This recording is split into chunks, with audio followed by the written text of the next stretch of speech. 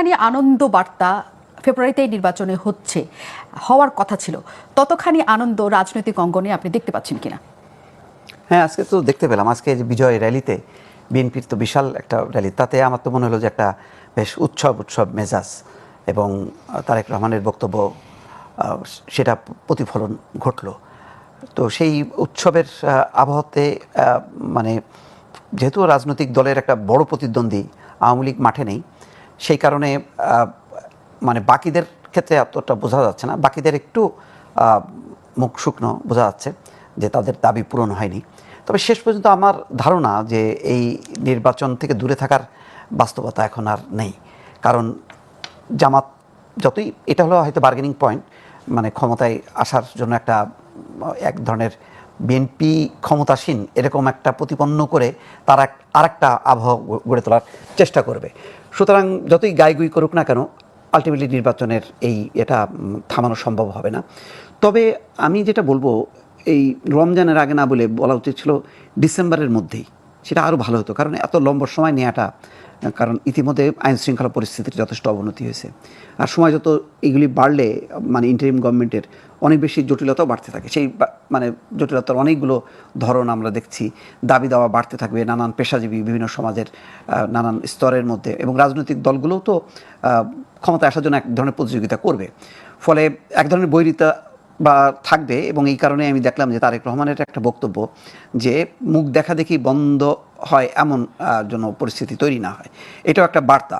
যে এখন পর্যন্ত কোলাকুলি আমরা দেখলাম গতকালকে মানিক মিয়া অ্যাভিনিউতে, কিন্তু সেখানেও একটা অনুপস্থিত অনেক সিনিয়র নেতার, বিশেষ করে বাম গণতান্ত্রিক জোট, তাদেরকে দেখলাম না। ডক্টর কামাল হোসেন, ওনাকে দেখলাম না। মুজাহিদুল ইসলাম সেলিম, তাদের উপস্থিতিটা দরকার ছিল, কারণ সেই ক্ষেত্রে আমার খণ্ডিত মনে হয়েছে। ফলে এখন নির্বাচনটা কতখানি মানে খুব উৎসবমুখর হবে কিনা, মানে অর্থাৎ আমরা যদি পুরনো আমলে ফিরে যাই সেই তত্ত্বাবধায়ক সরকারের সময়টায়, ওইটা বোধহয় আর হবে না। কারণ বড় একটা শক্তি আওয়ামী লীগ নেই মাঠে, এই জায়গাটা পূরণ করতে পারবে না। জামাত যতই চেষ্টা করুক না কেন, তারা যেহেতু একটা বিশেষ রাজনৈতিক দল, সুতরাং এমনি গণতান্ত্রিক আবহে যেই রাজনৈতিক দলগুলো আগে ক্রিয়াশীল আমরা দেখতাম, সেটা তো বহুকাল দেখি না। 15 বছর আগের স্মৃতিটা যদি আমরা নিয়ে আসি, তখন আমরা দেখতাম। তো সেইটা কিন্তু অনুপস্থিত থাকবেই। ফলে যতই বিএনপির একটা উৎসব থাকবে, সেটা এক ধরনের একতরফা থাকবে, এবং শেষ পর্যন্ত নির্বাচনটা হয়তো অতটা একতরফা হবে না, কিন্তু খুবই অংশগ্রহণমূলক হবে, খুবই প্রতিদ্বন্দ্বিতামূলক হবে আমার কাছে এখন পর্যন্ত হয় না। তবে রাজনীতির কিন্তু গতি প্রকৃতি পাল্টে যাচ্ছে। তৃণমূল পর্যায়ে জামাত যথেষ্ট শক্তিশালী হয়ে যাচ্ছে, ফলে তাদের উত্থানটা যদি সামনে চলে আসে, তখন আবার অন্যরকম একটা রাজনৈতিক আবহাওয়াটা দেখা যাবে, যেটা আমরা অতীতে দেখি নাই। এই পয়েন্টটা নিতে চাই আমি। মাসুদ কামাল আমাদের সাথে আছেন, যে জামাতের উত্থানটা আসলে তৃণমূলের পর্যায়ে অনেক বেশি হচ্ছে কিনা এবং রাজনীতির গতি পরিবর্তন হতে পারে কিনা, এটা একটা প্রশ্ন। তেমন এই প্রশ্নকে সামনে রেখে বা এই আশাতেও হতে পারে জামাতে ইসলাম হয়তো মনে করে যে আরও দিন গেলে তারা আরও বেশি শক্ত হয়ে এখানে বসতে পারবে, আরও বেশি বিএনপি অনেক দুর্নাম কামিয়ে ফেলবে, আবার আওয়ামী লীগও মাঠে নাই, কাজে তাদের একটা অবস্থান তৈরি হওয়ার সম্ভাবনার জায়গা সামনে আসছে, এবং তারা কিন্তু স্পষ্ট মনে করে যে সরকার গঠনের মতো তাদের অবস্থান। আপনার কি মনে হয় আসলে সেই জায়গাটা তৈরি হবে নির্বাচনের আগে? না, তারা যেটা মনে করে এটা তারা মনে করে। আমরা ছোটোবেলায় দেখতাম, বুঝছেন, ওই পরীক্ষার আগে যখন প্রিপারেশন ঠিকঠাক মতো না হইতো, তখন বলতাম যে পরীক্ষার ওই 7 দিন পিছিয়ে যেত, এরপরে আমি এমন প্রিপারেশন নিতাম যে হায়েস্ট মার্কটা আমি পাইতাম। যদি 7 দিন পিছিয়েও যেত, আমি যা পাবার তাই পাইতাম। ওই 7 দিনে কিছু হয় না রে ভাই। এই ভোট 7 দিনে হয় না, 3 মাসে হয় না। 3 মাস পিছালেই ভোটের হাওয়া চেঞ্জ হয়ে যায় না। আমি অনেককে দেখেছি। আমি আমার খুব ক্লোজ লাইন বলি আপনাকে, সে তার এলাকায় বিএনপি চাঁদাবাজি করতেছে, সে বলতেছে এইবার বিএনপি ক্ষমতায় আসতে পারবে না। আমি বলছি কেন পারবে না? ওই দেখুন আমাদের এখানে বিএনপি কীরকম চাঁদাবাজি করতেছে, পোলাপান যে ছাত্র দল যুব দল করতেছে, বিএনপি এর লোককে ভোট দিবে না। আমি তুমি কী করবা? আমি বিএনপিকে ভোট দেবো না। আমি ভেরি গুড, কাকে দিবা? আর কথা বলতে পারে না, কারণ কাকে দেবে সে আর বলতে পারে না। তখন যখন তার কাছে বিকল্প হিসেবে জামাত আসে, তখন সে আর বলতে পারে না। বাংলাদেশের জামাতের এটি ইমেজ, এই ইমেজটা শুনতে খারাপ শোনা যেতে পারে। অনেকে বলে জামাতের এত লোক হয়েছে, আবার একজন লোক আমাকে এটাও বলছে জামাতের এত লোক হওয়ার মানে হলো গিয়া জামাতের সারা দেশে যত ভোট আছে সবগুলো এই কটাই তাদের ভোট। তো এটা হলো রিয়েলিটি ভাই। মিটিং কত বড় হয় এটা দেখে আপনি বুঝতে পারবেন না যে সাধারণ মানুষের মধ্যে তাদের জনসমর্থন কি পরিমাণ আছে। জামাতের নামে আমি আজকে একটা কথা বলেছেন, তারা বলেছেন সংস্কার, বিচার, জুলাই সনদ বাস্তবায়ন না হওয়া পর্যন্ত নির্বাচন হলে তারা মানবেন না, তারা আন্দোলনে যাবেন। এখন সংস্কার, বিচার সবগুলোই আসলে দীর্ঘমেয়াদী ঘটনা। দেখেন সেগুলো- ওনারা যদি না মানেন নির্বাচন, হ্যাঁ। এটা কিন্তু সরকারের জন্য বিব্রতকর। বিব্রতকর এই কারণে যে জামাতও যদি ইলেকশনে না যায়, এই সরকার বহুত বেকায়দায় পড়ে যাবে এবং বিএনপিও বেকায়দায় পড়ে যাবে। কারণ আওয়ামী লীগ নাই, একতরফা তো আওয়ামী লীগ নাই, জামাতও নাই, তাহলে বিএনপি ইলেকশন করবে কার সঙ্গে? এনসিপির সঙ্গে? এটা ভাই কোনো বাস্তব পরিস্থিতি না। বাংলাদেশের ইলেকশনে আসলে 12টা বাজে গেছে।